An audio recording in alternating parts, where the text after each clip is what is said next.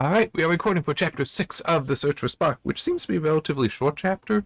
Well, we do get various things happening, and I don't want to say plenty of things. I was tempted to say it, but nah, it's not quite there. Um, so we start with Savick and David, who have just beamed down to Genesis, and it's interesting. So they get down there, and David is really excited. He just wants to go straight to the coffin, and find out what this animal life is. Savick, however, pulls out her tricorder and scanning around, being like, "Hey, Grissom, can you do a geological scan?" And David's like, "Do that later. Come on, let's go." Because what her tricorder is telling her is that there's been hang on, request computer study of soil samples for geological aging. So she's starting to see that somehow the planet appears older than it should be. Which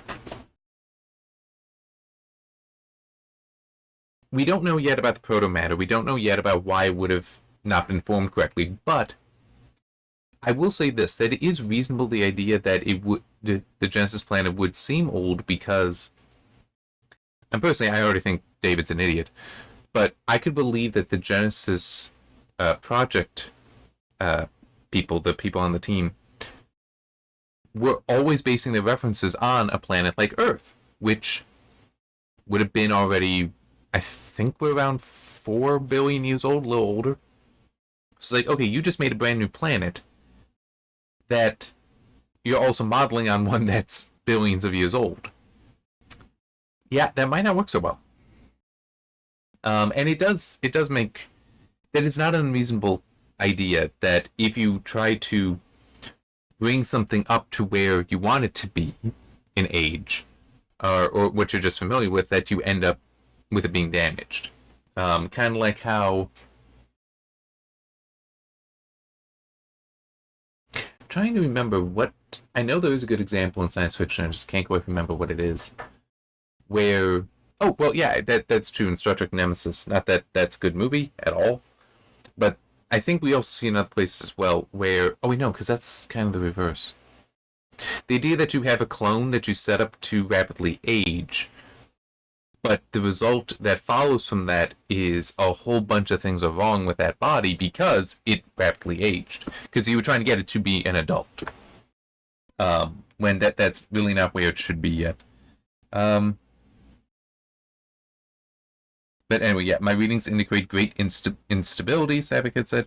We're not here to investigate geological aging, we're here to find life forms. He scanned around with the tricorder, the signals changed and strengthened. Come on, he hurried off between the trees.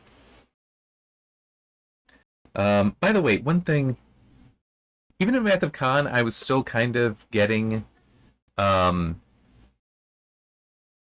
the image and the voice in my head was still kind of that of the actress from Search for Spock, but not quite. I mean, definitely Wrath of Khan, it was still, Savick did seem different from either her or Kirstie Alley. Kirstie Alley? Am I getting the name right from Wrath of Khan? And the funny thing is, even in the first few chapters of Search for Spock, it still kind of felt like that. But since it has started to align with the movie, maybe it's just because I'm recognizing the lines, I'm recognizing the settings, so I'm just seeing her and hearing her from the actress in Search for Spock. But it could also be that, no, she is in fact being written a little differently here, more like what she is in the movie. Because by that, I was kind of expecting her to be a little bit more openly emotional with David, but we do get that a little later. Okay. Her speculations in response to the life sign readings had been fantasies, dreams, wishes. She felt nothing of the neural touch that had disturbed her so deeply back on the Enterprise, when she was in the transporter room and heard Spock's voice and multiple things, including it being saying Savacom, which is how a Vulcan would address her, not how any human would. If Spock were nearby, if by some incredible action of the Genesis wave or some unsuspected ability of the Vulcan human cross he had returned, Saavik would receive him. Of that she felt quite sure. So it's basically, I'm here now. If there's a ghost of Mr. Spock around, I'm gonna sense it. No ghost, he's dead. But of course, there's also telling us that no, she is, what she had been sensing before was from McCoy. McCoy isn't there, so yeah, and the body doesn't have that soul to connect with, so yeah. Okay. What is described is a little different. Well, in the movie, they did look like just big ass bacteria almost at this point. But here they are described as worms. I think it also is gray. They're kind of pinkish in the movie, which, yeah, pinkish would look better. But it is one of those things where there's a lot of things that we call worms where you look at them and it's like, that doesn't quite look like a worm. I mean, I get we're naming it that, but it's almost feel like you'd want a different name there. But her seeing this does confuse her. Perhaps the creatures were far more complicated than they appeared at first glance. She focused her tricorder on them, but could not reproduce the reading that had brought her here. So basically, what the initial signals were that they were seeing from the Grissom, it's like, the hell is this? This is weird. But then getting there, it's like, well, these should have appeared a different way on those sensors. And now looking at the tricorder, that's not them. What was I picking up? There's still a mystery here. Now, of course, we do, in fact, get just laid down on this page that in the planet, well, where they are, there's a tremor, and they hear what is clearly the cry of a mammal, not these microbes. So it's like we are getting a setup here that there is something else going on. But also here's this. She started to spite herself when David slowly raised the lid of the bier. He stared down to the casket. Because it did even say that she actually... Hang on. I thought it said that... Okay, yeah. She was walking with him. I thought it even said that she turned around. Apparently not. But she was walking beside him as he approached the torpedo. And once she realized he intends to open it, she stopped and he just continued forward and did then open it up and find that he's, he stared down into the casket. Saavik? Pushing past through the worms with her boots, Saavik joined him. He's gone, David said. He reached into the empty coffin and drew out the black shroud. What is it? He asked. She took the silvery, silky piece of heavy black fabric from his hands. It is Spock's burial robe, she said, her voice even, but her thoughts in disarray. It's mainly because of her thoughts in disarray that I wanted to highlight that and talk about it. Because yeah, she's like, what the hell's going on? This makes no sense. And I don't know why I'm speaking as quietly as I am. I probably shouldn't be. Let me also move forward. The mic is like right here, so it actually works very well at being at that position, though. Anyhow, but yeah, so she did not want to approach it. But one thing curious is, did say earlier that the seal was intact. Well, she could see it was sealed, at least.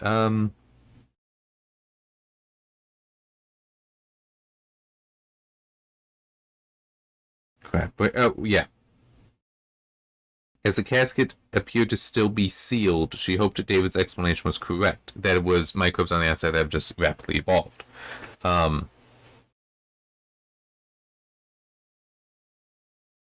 Also just occurred to me, that doesn't make sense. They couldn't have rapidly evolved. The only way they could rapidly evolve is if they also... Because with evolution, that follows through generations. This has been like a couple days, not even a week, like a few days. So you're saying that these microbes were able to go through that many generations that quickly? I mean, I don't know how long well... Yeah, I'm just thinking, how long... But yeah, I wouldn't think that microbes would be able to produce generations that rapidly so that they could evolve in this way. Plus, there's also the whole parallel stuff. So, yeah. Okay, to explain that, it's one of those things that gets... I was hoping this would be a short video. I understand the concept of superbugs. I also really dislike how they are talked about, that they are being created. They're not. At least not from my understanding of evolution. So just to quickly explain, a superbug is like bacteria that is resilient against what we have for killing them, like penicillin, things like that. Why am I blanking? My mind has not been working that well. But that class of sorry, that class of drugs. And I see it as that it's not that they are becoming that. No, it's that there are just versions of the bacteria, mutants of it, that are resilient to it, and because we use something like penicillin so often, we're just creating an environment where it thrives and the other doesn't. The others don't. But here, though, so there's constantly parallel evolution, and it's just, oh, well, this one doesn't work anymore because, it's something about the environment has made it where that one's going to die. This one's weakened, that one's strong. It's like, things like that. So the idea that these microbes would all somehow go through multiple generations and then tend towards the same thing technically doesn't make sense. It would have to be that, like, one developed, that one succeeded, the others died out, and then that grew out to be it, and it's just, it doesn't quite work. It doesn't quite make much sense, especially with the whole how many generations have to be going on for that to happen. Evolution is a weird theory. That there are some things about that actually, when you look at it differently and realize that, oh yeah, the way we describe things aren't right, or you look at it another way and it's like, that doesn't really explain things now, does it? Here's the reason why a few years ago I saw something talking about, it was a very interesting theory that basically evolution can be directed and that you see certain things develop very rapidly, but complex systems. So what's a good example? I think the eye was one example. That's like, the eye is an incredibly complex mechanism, an incredibly complex organ. And it also doesn't make sense that it could develop over a long period of time. But instead, what may make sense, and this is the idea to this modification for theory of evolution, is that there was somehow a pressure that led to the eye rapidly developing. So instead of it taking like hundreds to thousands of generations for the eye to form, it happened in like 10 because there was something that meant that, hey, we needed to develop it in this way. Because the eye, you've got the spherical shape, you've got the lens, you've got the iris, the crystal lens, you've got the iris, you've got the the cornea is at the front, the retina in the back. That is actually where you have the chemistry, because it's specific chemicals, specific molecules in the cells there that react, that when light hits them, they crack and then they go back, and when they crack, they release energy, and that's what a nerve then receives, which then goes to the brain, which is then interpreted as a color. And there's also, you need to have the vasculature that feeds these cells. Oh, and by the way, here's a fun fact: it's in front of the of those cells. So the cones and rods, I was saying cons and roads, and it's like, no. Rods and cones are actually behind the vasculature feeding them blood. And you might be like, wait, that doesn't make sense. That should be blocking our vision. No, turns out that the way the light interferes going through the vasculature actually improves our vision. This all evolved somehow and found that, hey, that works better. There's also the vitreous humor that fills the eye. I mean, it's like there is so much going on there. It's an incredibly complex thing. And that modification to the theory of evolution that I had seen, it's basically, hey, it doesn't make sense that this is just randomly happening, but instead, perhaps evolution can be directed where, hey, I need this kind, and organism is like, hey, I need this thing to form, and then it somehow just is able to focus and get to that and develop a very complex thing. Now, yes, it is true. We can see, like with fluke worms, I think is the case, where they do have patches that are sensitive to light, but it's like, just, is there light or is there not light? You don't have color, you don't have eyes that can move around. I'm saying that there's a great deal of complexity to the eye. It's just, how does that actually work out? It's quite interesting, and it is one of those, would that have been happening here, that somehow led them all to worm shape.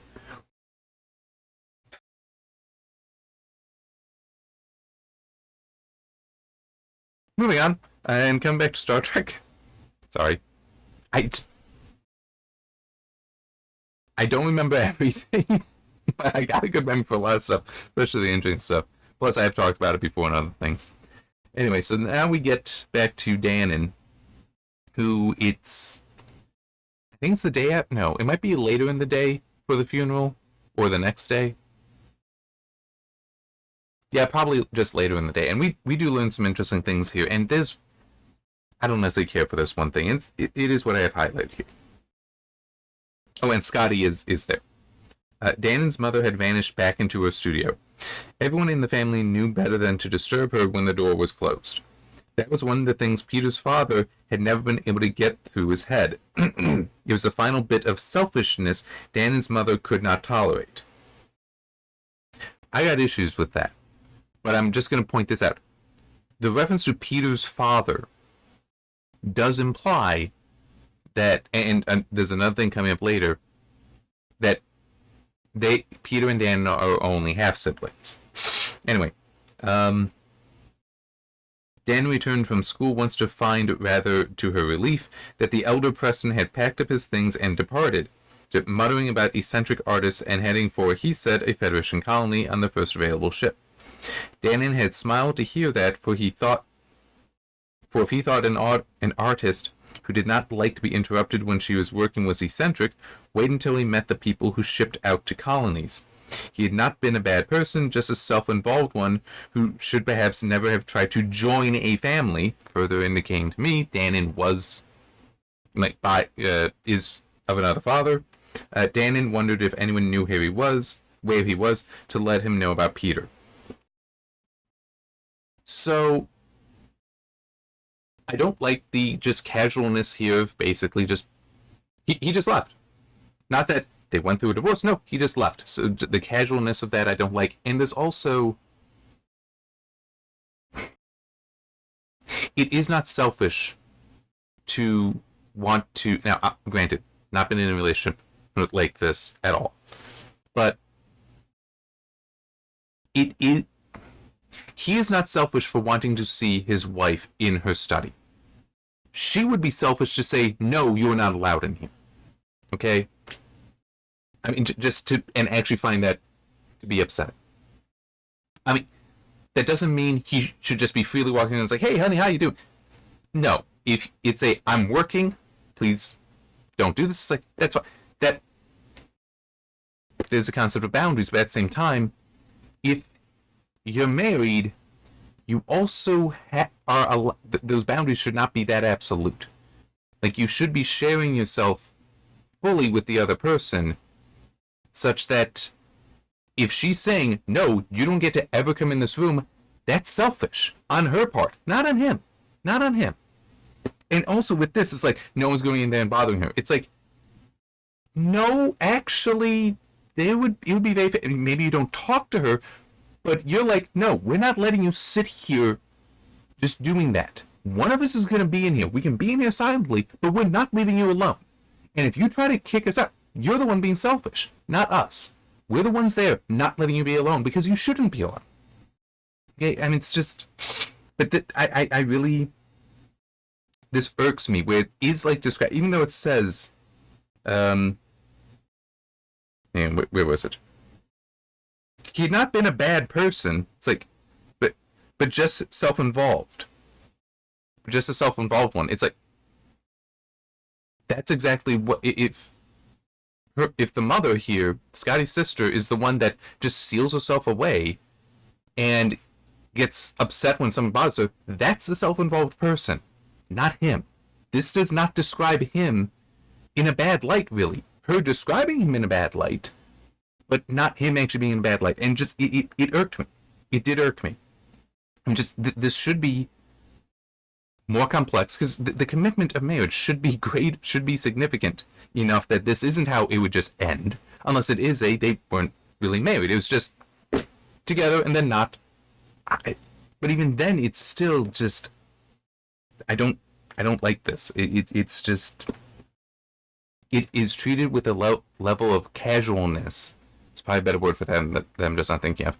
But it's being treated that way, and I feel it should not be. And it is also because I'm a writer. I'm potentially, and it's like, if I were to be so fortunate as to have a wife and have a home and could have an office where that's where I work. Okay, this may sound weird. I think the only time I would want that door closed, sure, but locked. This may sound weird, but I could imagine the only time would actually be like to keep a kid out. That sounds horrible, but it's like, just as if the wife is coming in, she would know to appreciate and respect I'm trying to work, and so if she's disturbed me, you know what, there's a reason for it. And it's also let me finish what I'm doing, she'll probably wait. If it's a kid coming in, I could believe it would be they're not grasping that, and it's just, I can see there being times when it's like, nope, lock that, I want to be able to focus on work, and you not bother me. If something comes up, get your mother, and then she can make that decision. It's just something like that. But that's the adult is making that decision. The wife would be allowed to come in because she can make that call. And it's just, maybe I'm just seeing it too much how I would imagine it working. I don't know, but yeah, it irked me. It irked me. So I would not write it that way unless this is a setup for a payoff later to basically show that Dannon is wrong, and so is Scotty's sister. So is Dannon's mother and Peter's mother. That they are the ones that are in fact acting poorly here, but they don't realize that. They don't understand that. It's like the whole, he's so self-involved. It's like, no, you two are, and you don't realize that, and that's why he actually felt he had to leave, is that he could, no matter what he does, it would never be right because it's not what you want him to do, kind of thing. And also just because somebody wants, something one way, that doesn't actually mean that's what they should have. The whole, I know I talked about before, the whole, I just want to be left alone, I just want to be alone thing. It's like, no, actually, plenty of times, doesn't matter, we're not leaving you alone. We don't need to bother you, but we're not leaving you alone. We're going to stay in the room. Okay, another thing that this is all, it's stupid. I can't say it irks me, but it's stupid. Because of the family, so she has now gone out to the cemetery to visit Peter's grave. And he lay among 10 previous generations of his family, the first of his generation to die. Because of the family's tradition of taking the name of one's parent of the same gender, her brother was the only Preston among many Scots, more Stuarts, a scatter of McLaughlins, and one Ishimoto, a great-uncle Dannon remembered with great fondness.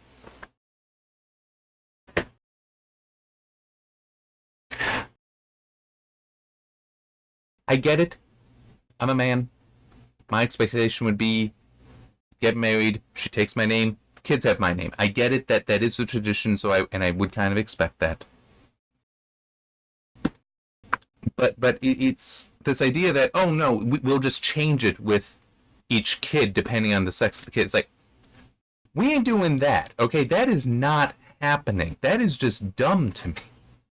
I'm just commenting on, I think this is a stupid idea. I can't criticize the writing. I just think it's a stupid idea. It's like, no. It's the same surname for all the kids.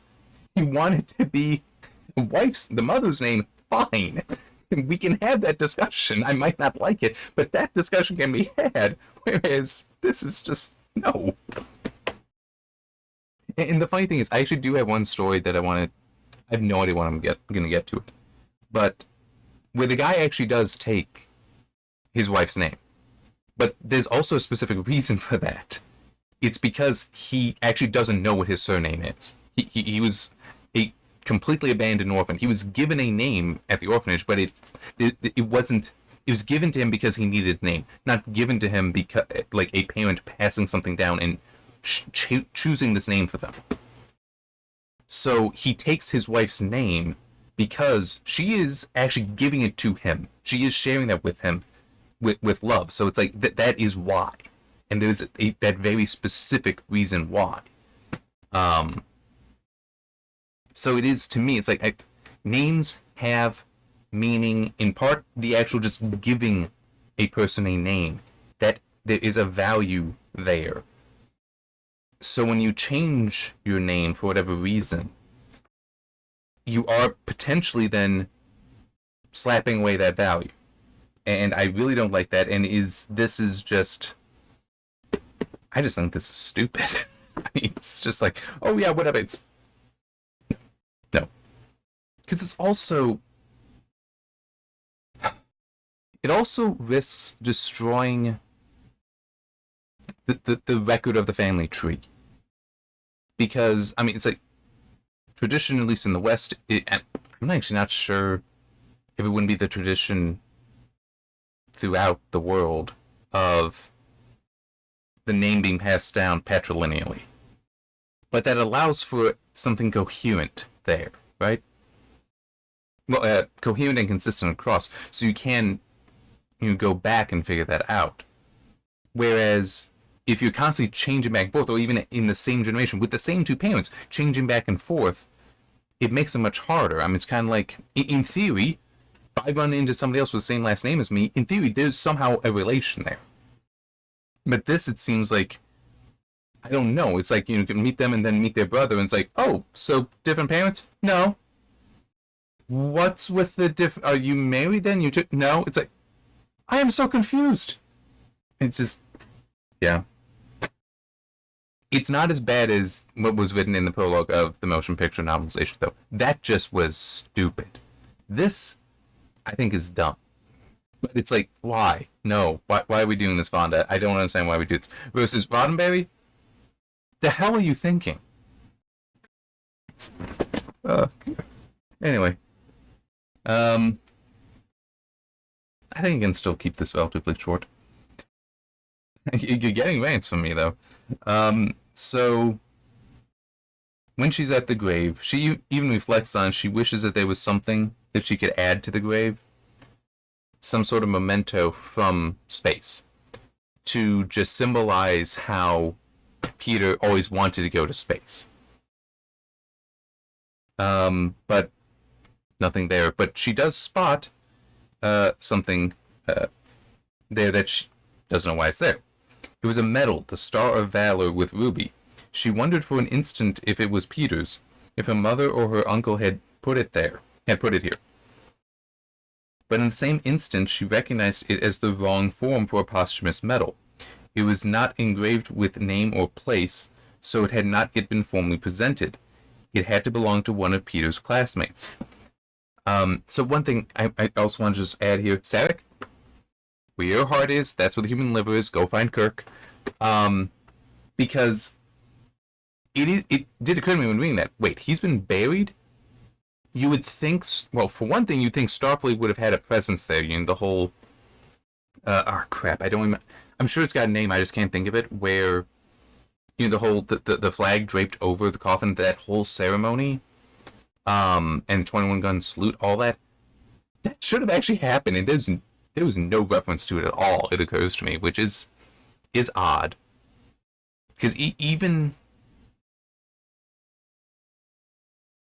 I would think maybe they are like, this is a small town here, we don't want to do the 21 gun salute and wake people up, something like that. But I could still see being if we don't have, the flag of the Federation draped over the coffin and do all that, that would be, the family, I think, would be like, no, we have to do that, because to not do that is insulting Scotty. And technically Dan, and who's in Starfleet, and Peter, who's trying to be in Starfleet. I mean, it's like, you'd have to have that, no mention of it. But it is also, Starfleet then should have made sure that any posthumous award would also have been given to him then, not afterward. So this Savick, have at him. Tear out that liver. He doesn't need it that badly. Hang on, let me just check, because it is Granny is the one who put it there. And she does then notice that there's somebody off over there, and but does go to actually find him there.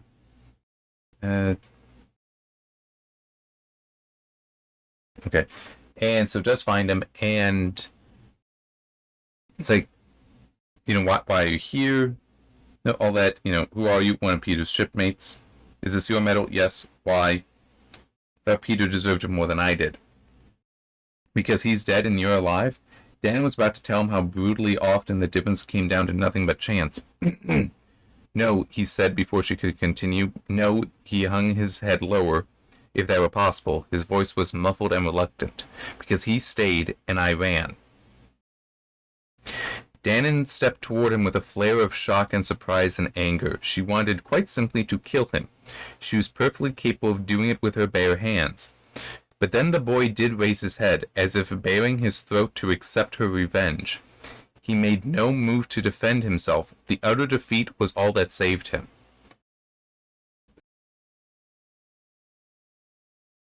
I get the emotion here, but, should Dannon really be in Starfleet if that's how she's feeling? When you think about it, that does kind of show a level of bloodlust. It's like, I don't think we want you in command of people. We might not be able to trust you. I mean, it really does speak to her character that the only thing stopping her is him being like, go ahead. Non-verbally, but doing that. It's like, yeah, I don't think I'd want her to be commanding anything or anyone.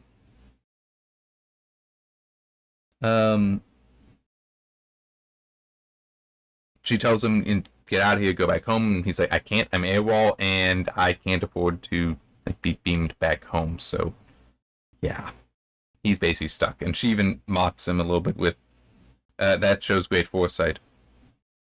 Is that what they teach at the academy these days? You'd better come with me. It's like, Dannon, from how people have spoken about you and being a troublemaker, maybe you shouldn't be arguing, insulting somebody about their lack of foresight. But she brings him back home, and Scotty's there, and it is. Let me just read, and then I'll add a little. He was the only. Well, okay. Why are you being so nice to me? You must know Press is dead because me, Scott stared at him. He was the only one in our section who held his post. I was cadet commander. I should have ordered him out of danger. He'd not have gone, Scott said, translating the accent. Then neither should I. Perhaps not, Scott said. Then we would have 2 funerals to attend today instead of 1. He rose and approached the boy, took him by the shoulders, and looked him in the eye. Don't get me wrong, boy. You did a cowardly thing. Now you must decide if you are fit for the career you've chosen. If this is your character. It isn't, Granny said. I don't know what happened. I don't understand why it happened. I never did anything like that before in my life. Montgomery Scott nodded. You hadn't been properly prepared for what we faced. Tis at least much my fault. I'm not sure what the right thing is. Are you saying you forgive me? Aye. So, based on how it was, he already forgave him. Is the point I want to get to. Scotty had to have known that he ran, and that Peter was the only one who stayed, and that, yeah, you did a cowardly thing. But you know what? You weren't prepared for it. Neither was Peter. But Peter stayed there and did it, and you ran. Yeah. And it's exactly like he said there. You did a cowardly thing, but you know what? It's up to you now what happens next. Do you think you can stay in Starfleet? Do you think that was an aberration in your character, and so you can stay in Starfleet, or do you think you need to leave? I'll leave it at that.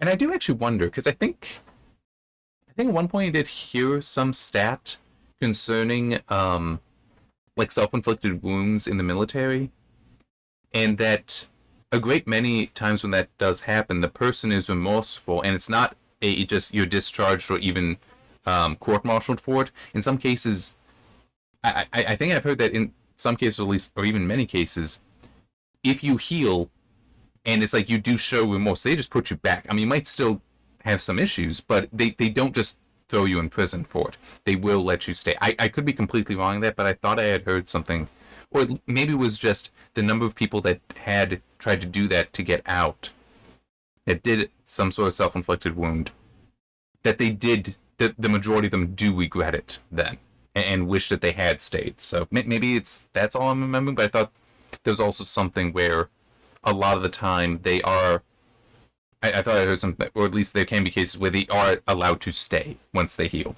But one thing that I would add with this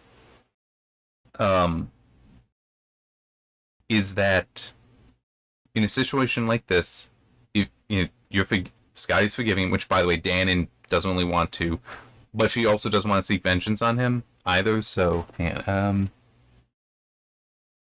she's not seeking vengeance, but still hates. There is nothing Granny can do to change what happened. Which it's. Okay, did I say that?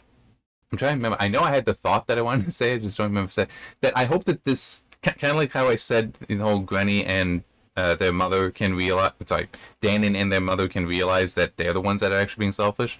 I kind of hope that Granny's good now at this point. I don't think we. It would be nice to see him some more, to see him trying to prove himself, and be fully redeemed.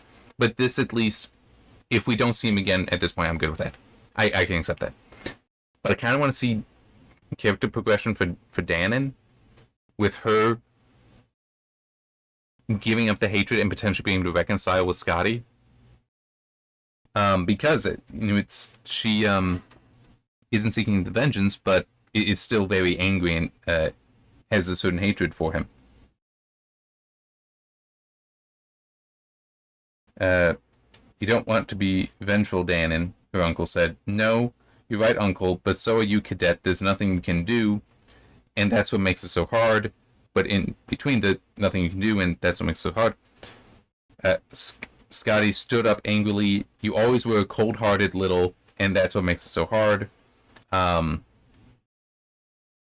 Which, I mean, I guess maybe the comment there is because she's still trying to blame Granny to some degree. It was like she can't just completely forgive him like Scotty has, but it's like, I mean, you always were a cold-hearted little. It's like she's not lost a brother before, potentially not lost anyone before, and so while it might be I know I should forgive you, I'm not there yet where Scotty can. So I mean, it was a little odd. So I hope that we do get something there with development there, and so that she can see and reconcile with Scotty. Really come to understand him. I'd like to see that.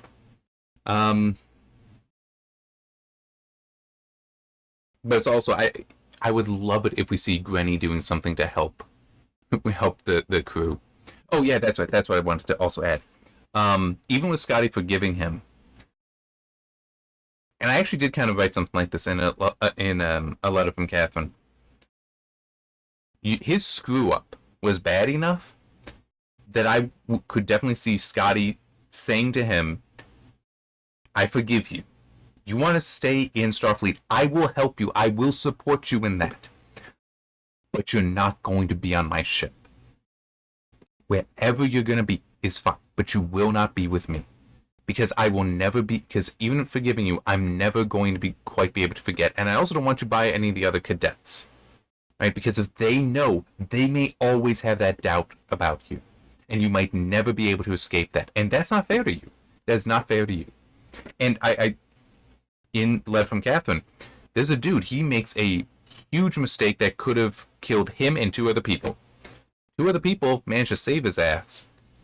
One of them was his employer, the company owner, and was like, "Well, you're never going to make that mistake again.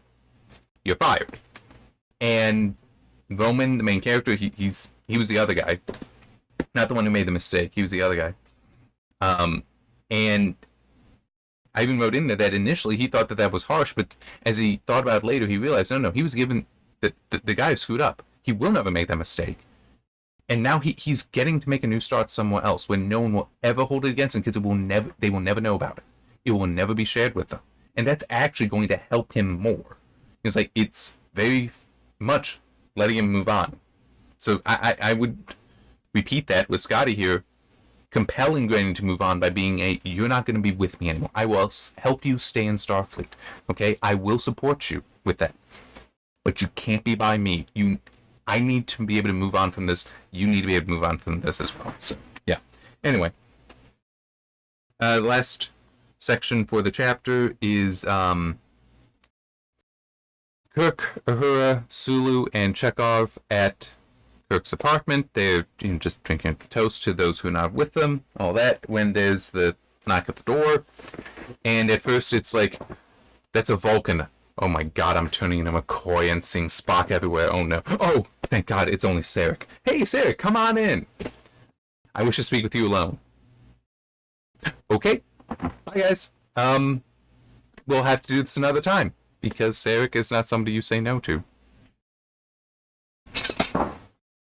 Okay, so do get a little bit more explanation here about the situation than we get in the movie. This is Sarek talking. I am also aware that Starfleet regulations specifically require that any Vulcan's body be returned to the homeworld. Surely this would override the dictates of a will. Because he's very upset. Why did you not bring the body back? And he's also still acting under the assumption that Kirk is the one who's holding Spock's Katra, not McCoy. So we'll get to that. But the trivial personal wishes of an individual, Kirk did not give Sarek a chance to reply to his barb. I'll tell you why I followed Spock's request rather than the rules of Starfleet, he said bitterly. It's because in all the years I knew Spock, never once did you or any Vulcan treat him with the respect and the regard that he deserved. You never treated him with the simple courtesy one sentient being owes another. He spent his life living up to Vulcan ideals, and he came a whole hell of a lot closer to succeeding than a lot of Vulcans I've met. But he made one choice of his own, Starfleet instead of the Vulcan Academy, and you cut him off. He stopped to catch his breath. My son and I resolved our disagreement on that subject many years ago, Kirk, Sarek said mildly.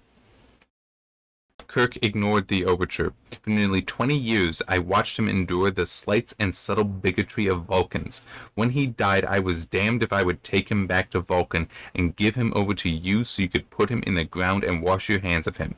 He deserved a hero's burial, and that's what I gave him, the fires of space.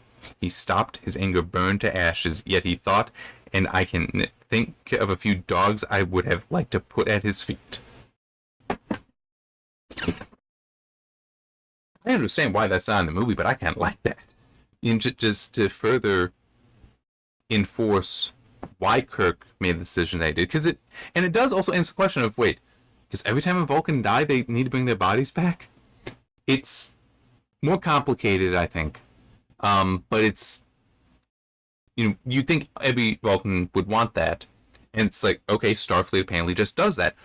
Why Kirk doesn't know? I got nothing.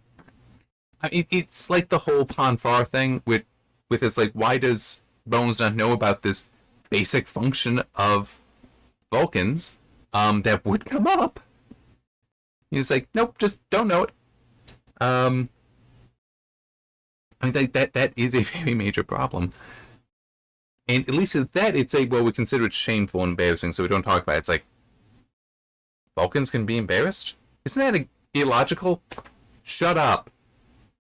Whereas this, it's like, no, it's like, basically, we've got a very specific burial ritual for logic because it is their religion. It's like, it's very specific, and we do demand that, and Starfleet must respect it. It's like, okay, what's the ritual? We're not telling you. It's like, okay, then how important is this? It's terrifically important. It's like, then why don't you tell us? I mean, it is a fair point. It's like, we're not going to do that just because you want it. I mean, it's like, if an officer says, no, that's not what I want, then we're going to respect his wishes. Why should that trump it? Why should your demand trump it? I mean, that's a very fair point, unless it is okay, so we got a ritual that can allow us to restore them. I'm not going to say resurrect. I'll get to that in a little bit. It's like, you can restore them? Yes. Oh. So they become immortal. Cool. Only Vulcans, right? Yes, only Vulcans. Okay. In that case, yes, we will always make sure that the bodies come back, and we're just gonna let our people know that because they need to understand the significance. No, no, don't tell anyone. It's like, we don't like having orders that people don't understand the why for. It's kind of, confusing, bad for morale. It's like, and it makes it more likely for them not to be obeyed. I mean, it just, but at least it does kind of give the answer. Um, okay.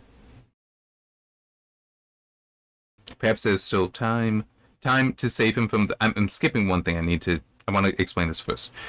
Time to save him for the Hall of Ancient Thought, which was mentioned earlier, and this is like you have to go through that, like climb Mount Saleya, go through it, and then you're actually at the place for the ritual. And James Kirk understood that even if Sarek found what he sought, Spock was lost to the world he had lived in.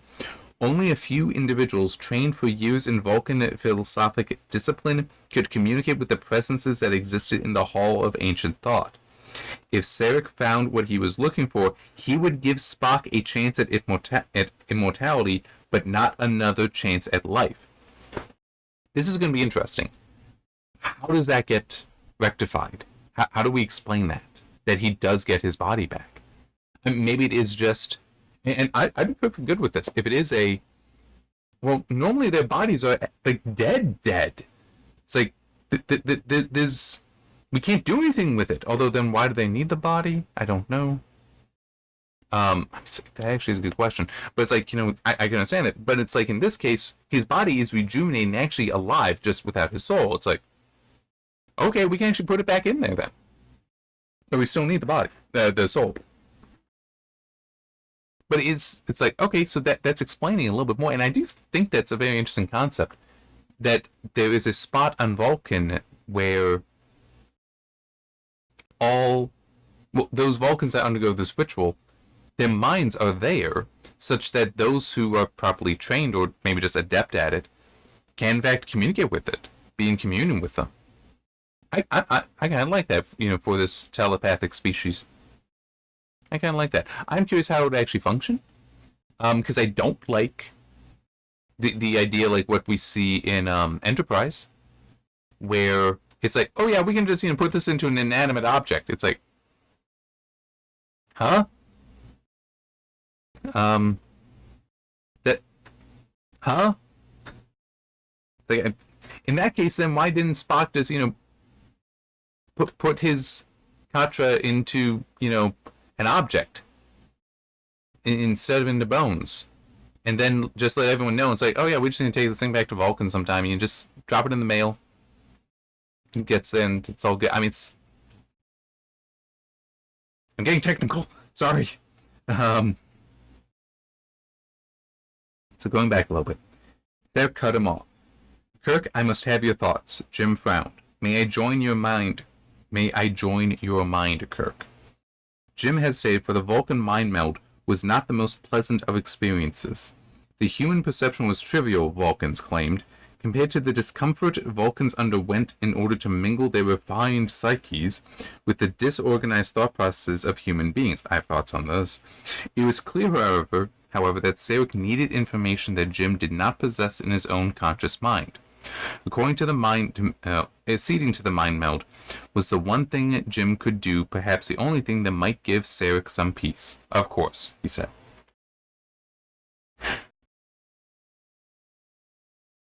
So, I don't like this idea. I would think, if anything, Vulcans would find the psyches of humans more comfortable to mind meld with, purely because they would probably see it as, we are dominant over that, so we don't have to worry about like things getting crossed that we don't want crossed. Whereas I can see between two Vulcans, it might be that there's enough similarity, or just their minds are going to be so dominant that they would actually fight in a mind meld, unless they both very willingly give into it, which some might not be able to do, and just like reflexively try to defend themselves.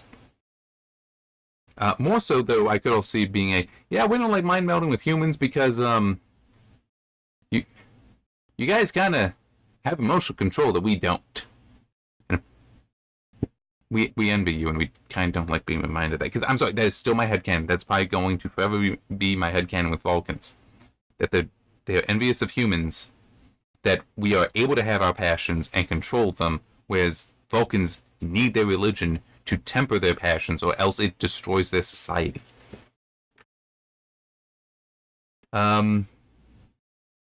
Okay, so then there's the whole, this actually, I've highlighted this because of how, okay, yes, how it does show Sarek does have emotion. But he couldn't touch me, we were separated. The whole, they looked at the video and saw that, or... No. They haven't looked at the video yet, but the memory there, how they were, Kirk and Spock were separated. Yes, Sarek said, I see and I understand. He turned away. Weariness, even age, apparent in the set of his shoulders. It was mentioned earlier that he, despite it being 10 years prior that they had met, actually would have been more than that, he still looks the same. He's not aged. That Sarek is just like in middle age, and he still is imposing. Everything that he was, and this is still Sarek talking, everything that he was, everything that he knew is lost. I must return to Vulcan empty-handed. I will join Amanda, that's his wife, Spock's mother. We will mourn our son. We will mourn for the loss of his life. We will mourn for the loss of his soul. Without a word of farewell, he turned towards the door. So his loss of stature there, just in the whole, he is gone, that we will mourn him. Right? Because it's even like when Kirk had asked, how's Amanda? It's like, she's mourning. It's like, Sarek isn't mourning. He's like, how can I save my son? It's like, no, I'm here to do this. So, he isn't necessarily mourning Spock, because he doesn't feel the need to yet. But now that he does, it's like, it is crushing him.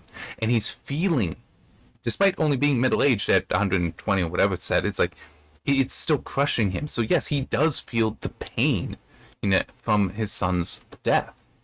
So yeah, I do,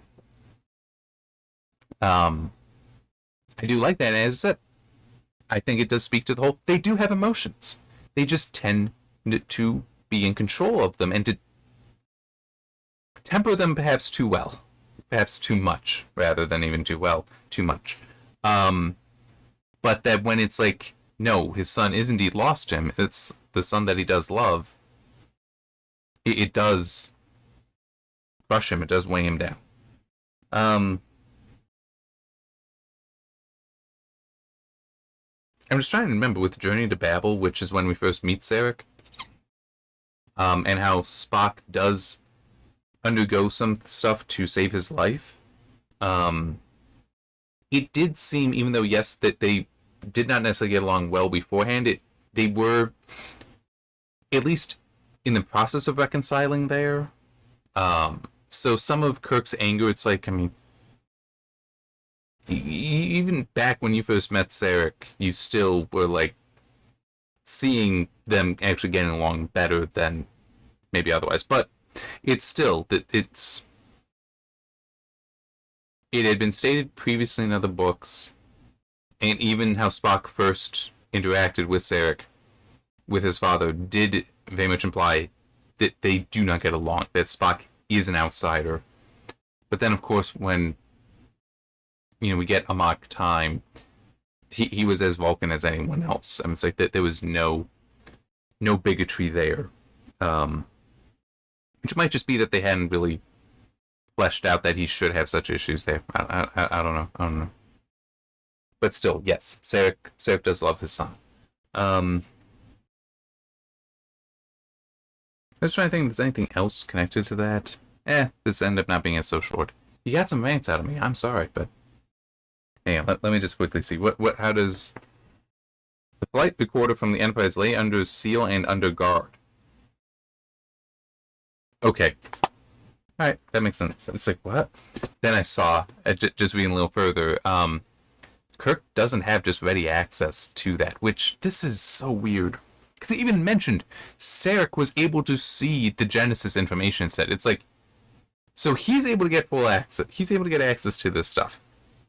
He's just an ambassador.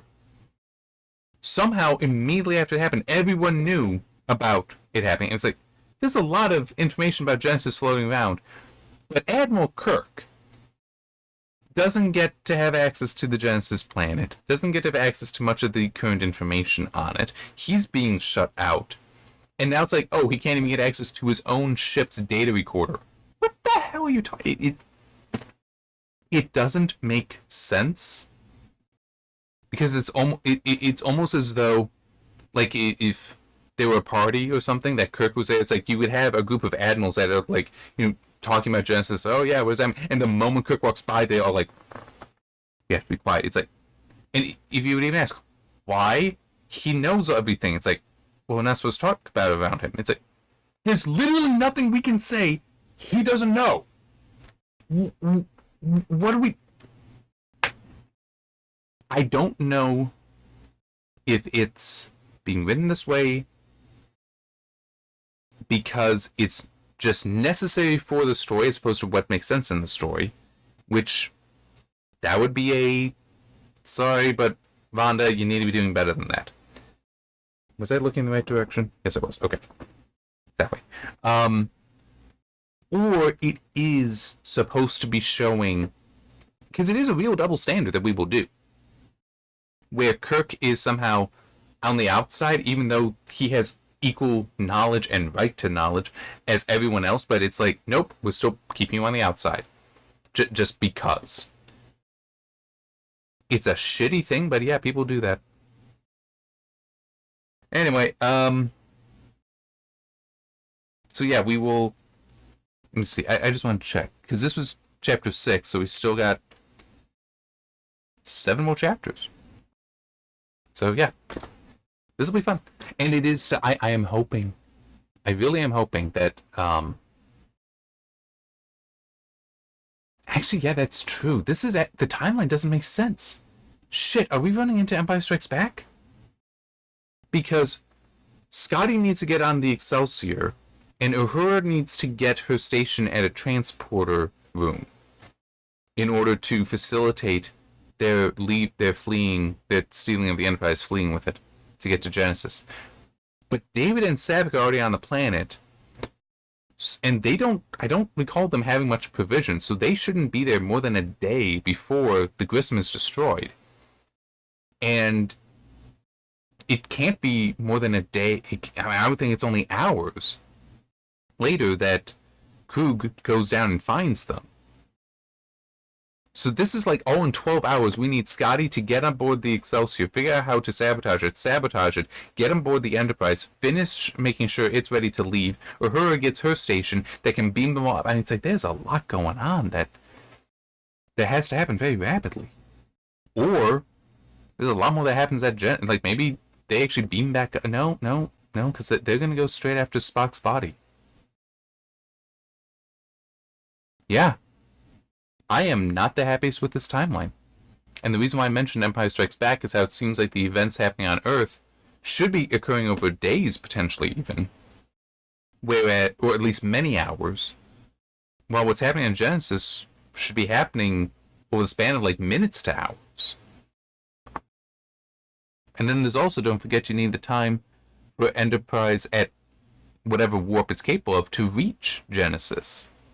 Which is not going to be the fastest, because they sent ships out to the Enterprise and back that were faster than the Enterprise was capable of. So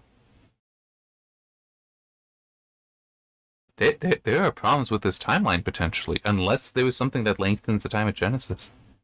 And that's, in Empire Strikes Back, you had timelines where it's like, yeah, this is like, days or weeks passing, and then another timeline that's like happening in parallel. That's like, oh no, minutes have passed. That was not a very well written book. It does make me think, I'll mention this later, especially because I haven't made the decision yet. I might decide to take some time off. I'm not sure when. But it would be like after either finishing Search for Spock or maybe after Voyage Home. So this whole book, I might do that, take some time off. So I can focus some on writing. Also, so I can focus on writing up some of the reviews for the books I've already done these videos for. Because I would like to do that. I would like to work on those. Anyway. See you next time.